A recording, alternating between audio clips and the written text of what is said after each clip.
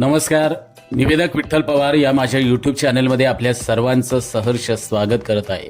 क्रांतिज्योती सावित्रीमाई फुले यांचे जयंतीच्या कार्यक्रमाचं सूत्रसंचालन कसं करावं याबद्दलचीच माहिती या व्हिडिओच्या माध्यमातून आपल्याला देतोय. निवेदक विठ्ठल पवार या यूट्यूब चॅनलवर जर आपण नवीन असाल तर माझ्या यूट्यूब चॅनलला सबस्क्राईब करायला विसरू नका. चला तर पाहूया क्रांतिज्योती सावित्रीमाई फुले यांचे जयंतीच्या कार्यक्रमाचं सूत्रसंचालन. कार्यक्रमाच्या सुरुवातीला सूत्रसंचालकानं असं निवेदन करावं, आज आपण सर्वजण ज्यांनी शिक्षणाची ज्ञानगंगा तुमच्या आमच्या घरापर्यंत पोचवली, अंगावरती चिखलाचे शेणाचे गोळे घेत इथल्या अनिष्ट प्रथा परंपरांना रूढींना बाजूला सारून सर्वच माझ्या तमाम भगिनींसाठी शिक्षणाची दारं खुली केली अशा थोर महिला, पहिल्या शिक्षिका क्रांतिज्योती सावित्रीमाई फुले यांच्या जयंती सोहळ्याच्या निमित्तानं आज आपण सर्वजण एकत्र जमलो आहोत. मी प्रथमतः आपल्या सर्वांचं मनपूर्वक सहर्ष स्वागत करत आहे. असं म्हणतात ना, तू क्रांतिज्योती, तू ध्येयाची मूर्ती, तू ज्ञानाई तुझ्या मनातून कशी हो मी उतराई, मिळाला हक्क शिक्षणाचा तुमच्या कष्टामुळे आद्य आणि वंद्य तू आमची लाडकी सावित्रीमाई, लाडकी सावित्रीमाई. या काव्यपंक्तीप्रमाणे स्वतः चंदनाप्रमाणे झिजून ध्येयानं आणि शक्तीनं आणि ज्ञानानं प्रत्येकाच्या आयुष्यामध्ये ज्ञानाचा प्रकाश टाकण्याचं काम क्रांतिज्योती सावित्रीमाई फुले यांनी केलं. त्या क्रांतिज्योती सावित्रीमाई फुले यांचा आज जन्मदिवस होय. नमस्कार आदरणीय मान्यवर, प्रमुख पाहुणे आणि इथे उपस्थित सर्व माझ्या बंधू भगिनी. आजचा दिवस आपल्या समाजासाठी, आपल्या सर्वांसाठी एक ऐतिहासिक आणि प्रेरणादायी दिवस आहे. क्रांतिज्योती सावित्रीमाई फुले यांच्या जयंतीनिमित्त आज आपण या ठिकाणी एका विचारानं एकत्र जमलो आहोत. ज्या महान महिलेनं शिक्षणाची ज्योत समाजाच्या प्रत्येक कोपऱ्यापर्यंत पोहोचवण्याचं काम केलं, त्या सावित्रीमाई फुले यांच्या कार्याला आज आपण वंदन करणार आहोत आणि त्याच प्रेरणेद्वारे समाजाला अधिक उज्ज्वल बनवण्याचा संकल्प या निमित्तानं आपण सर्वांनी करूया. त्या प्रसंगी सूत्रसंचालकाने चारोळी वापरावी. शिक्षणाच्या प्रकाशाने समाज रंगवला. सावित्रीमाई फुलेंनी दिशा दिली, जीवन उन्नत केला. दीपप्रज्वलनाच्या प्रसंगी सूत्रसंचालकानं असं निवेदन करावं, आता या कार्यक्रमाची सुंदर आणि मंगलमय सुरुवात करूया दीपप्रज्वलनाने, जे ज्ञानप्रकाशाच्या यशस्वीतेचं प्रतीक आहे. सर्वप्रथम मी व्यासपीठावरील अर्थात विचारपीठावरील मान्यवरांना विनंती करतो, मान्यवरांनी आजच्या क्रांतिज्योती सावित्रीबाई फुले यांच्या जयंतीनिमित्त कार्यक्रमाचा शुभारंभ दीपप्रज्वलनानं करावं अशी मी मान्यवरांना विनंती करतो, जे या कार्यक्रमाच्या उज्ज्वल भविष्याची घोषणा करेल. अर्थात दीपप्रज्वलनाच्या प्रसंगी समारंभ त्या ठिकाणी पार्श्व संगीतासोबत असावं. प्रतिमा पूजन प्रसंगी सूत्रसंचालकानं बोलावं. क्रांतिज्योती सावित्रीमाई फुले यांच्या प्रतिमेचं पूजन करत असताना आज क्रांतिज्योती सावित्रीमाई फुले यांच्या स्मृतीस, कार्यास विनम्र अभिवादन करत त्यांच्या कार्याचं आज आपण सर्वांनी स्मरण करणं हे आपल्या सर्वांचं कर्तव्य आहे. त्यांच्या कार्यामुळेच आज आपण साक्षर होऊ शकलो. आज समाज उन्नत झाला ते केवळ क्रांतिज्योती सावित्रीमाई फुले यांच्यामुळं. कृपया मान्यवरांना विनंती करतो, आजच्या या कार्यक्रमाच्या प्रसंगी क्रांतिज्योती सावित्रीमाई फुले यांच्या प्रतिमेचं पूजन या प्रसंगी करावं. प्रतिमा पूजन करत असताना सूत्रसंचालकानं त्यांचं जीवन कार्य अतिशय थोडक्यात मार्मिक भाषेत त्या ठिकाणी सांगावं.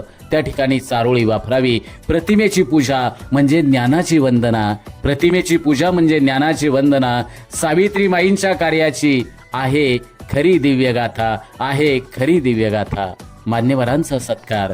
त्या प्रसंगी सूत्रसंचालकानं असं निवेदन करावं, सत्कार ही आपल्या संस्कृतीतील अत्यंत महत्त्वाची परंपरा आहे. आज आपल्यामध्ये असलेल्या मान्यवरांचा सत्कार करण्याची संधी आपल्याला मिळाली आहे. आता आयोजक मंडळांचे सदस्य यांनी कृपया पुढे येऊन विचार मंचावरील मान्यवरांचा आपण सन्मान करावा.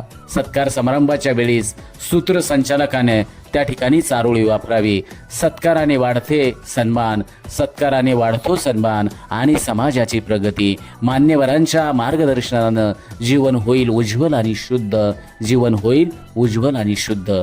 प्रास्ताविकाच्या प्रसंगी सूत्रसंचालकानं सांगावं. आता या कार्यक्रमाचा हेतू स्पष्ट करणं आणि क्रांतिज्योती सावित्रीमाई फुले यांच्या जीवन कार्याचा संदर्भ देणं हे अधिक महत्त्वाचं ठरेल. मी विनंती करतो प्रास्ताविक करणाऱ्याचं नाव त्या ठिकाणी घेऊन की ते या कार्यक्रमाचा उद्देश आणि क्रांतिज्योती सावित्रीमाई फुले यांच्या कार्याचा संक्षिप्त परिचय देऊन आपल्या सर्वांना एक नवा दृष्टिकोन देत कार्याची अर्थात आपल्या विचारांची प्रास्ताविकाच्याद्वारे सुरुवात त्यांनी करावी.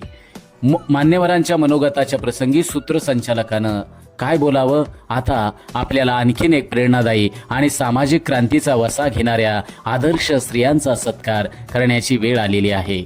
याच्या अगोदर मनोगतामध्ये वन बाय वन जे मान्यवर असतील त्यांचं मनोगताचं नाव घेऊन त्यांनी मनोगत व्यक्त करावं आणि आता त्या पुढील भाग म्हणजे आदर्श स्त्रियांचा सन्मान या ठिकाणी होतोय. तर त्या प्रसंगी सूत्रसंचालकानं काय बोलावं तर या ठिकाणी आपण पाहणार आहोत. आज आपल्या समोर त्या सर्व स्त्रियांची यशोगाथा आज या प्रसंगी उलगडणार आहोत, ज्यांनी आपल्या कार्यामुळे समाजात बदल घडवले. त्यांचे कार्य सर्वांसाठी प्रेरणादायी आहे.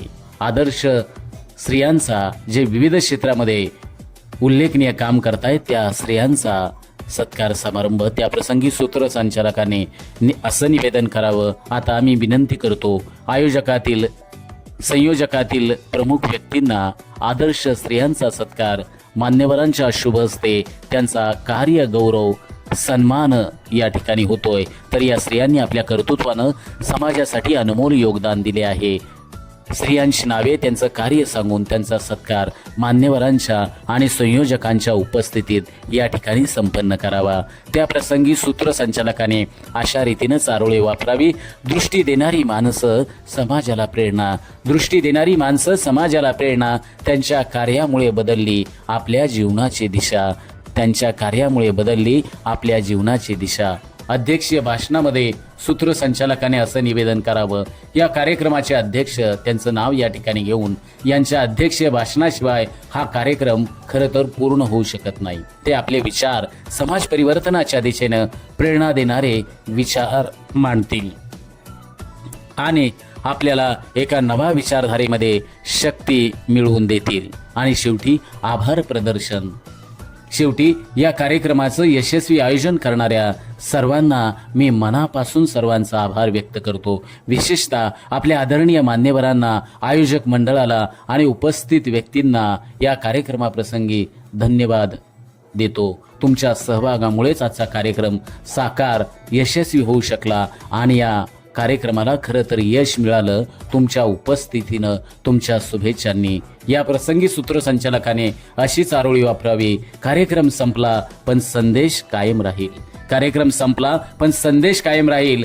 सावित्रीमाईंचा आदर्श शाश्वत राहील. सावित्रीमाईंचा आदर्श शाश्वत राहील. आणि कार्यक्रमाची समाप्ती सूत्रसंचालकानं धन्यवाद या कार्यक्रमाची सांगता करत क्रांतिज्योती सावित्रीमाई फुले यांच्या कार्याची ज्योत आपल्यामध्ये सदैव तेजस्वी राहो. समाजाच्या प्रत्येक कोपऱ्यात शिक्षणाची ज्योती पसरवण्याचा संकल्प या जयंतीच्या निमित्तानं आपण सर्वांनी प्रत्येकानं या प्रसंगी करावी. धन्यवाद. तुम्ही या सूत्रसंचालनानं क्रांतिज्योती सावित्रीमाई फुले यांच्या जयंतीच्या कार्यक्रमाला एक सशक्त आणि प्रेरणादायी रूप दिलं आहे. यामध्ये चारोळ्या, प्रेरणादायी संवाद आणि प्रत्येक चरणाचा आदर्श सूत्रसंचालकानं त्या ठिकाणी सांगितला पाहिजे. अशा रीतीनं हे होतं क्रांतिज्योती सावित्रीमाई फुले यांच्या जयंतीचं संपूर्ण सूत्रसंचालन. या सूत्रसंचालनाच्या क्रमामध्ये संयोजकांनी किंवा आयोजकांनी ठरवलेल्यानुसार बदल होऊ शकतो. आमच्या चॅनलवर नवीन असाल तर सबस्क्राईब बटनावर क्लिक करा आणि बेल आयकॉन प्रेस करा.